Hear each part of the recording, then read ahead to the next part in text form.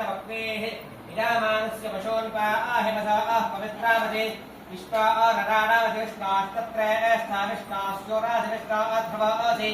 वैष्णवासि विष्णावेत्ताखिलाण्डकोटि ब्रह्माण्डनायक वेङ्कटेश्वर स्वामिन्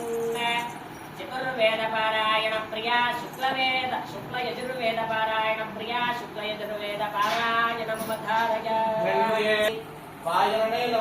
ओम श्रीमदखिलाण्डकोटि ब्रह्माण्ड नायक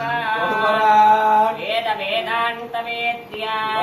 विनायक श्री भू समेत वेंकटेश्वर स्वामिन्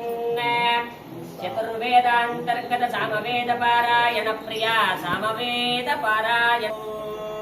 प्रतिष्ठा वेद वेदांत वेद्या अद्भुत स्वभाव समेत नायक जगन्नाथ विश्रावन्तुनः स्योना पृथिविनो भवान् वृक्षस्य भाजगते हरः उषतेरेव मातरः तस्मा अर्ङ्गमाम गौलिस्य क्षया आविर्माथ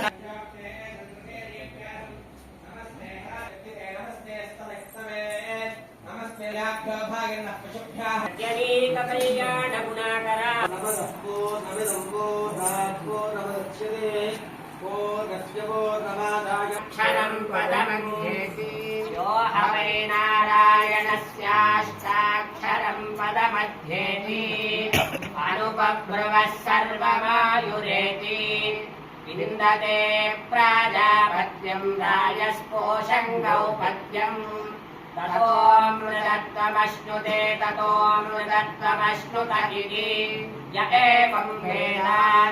इत्युपनिषदये नमः रायामीशो रहित्यलोकस्तत्सत्यं सञ्जनिक्रमाधीत्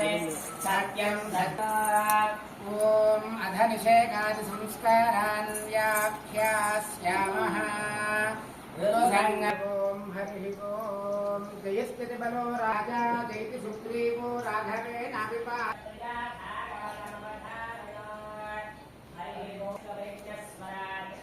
तेरे ब्रह्महृदाय आदिकवये मुह्यन्ति यत्सूरयः तेजुं परं धीमहि हरिः ॐ श्रीमदखिलाण्ड श्रीवेङ्कटाः पाण्डवाश्चैव పంచాంగ శ్రవణం వినే ముందు అసలు ఈ పంచాంగం ఏమిటి, ఈ ఉగాది రోజే ఎందుకు పంచాంగ శ్రవణం చేయాలి అని ప్రతి సంవత్సరము కూడా ఆ రోజు వచ్చినప్పుడు మనం ఏం చేస్తాం, చక్కగా కొత్త బట్టలు కట్టుకుంటాం. ఈ ఉగాది ఆది యుగాది అంటున్నారు. అసలు ఏంటి, మనం ఉన్నటువంటి యుగం ఏంటి, దీని అందరం కూడా కలియుగము అని పిలుస్తున్నాం. ఈ రోజట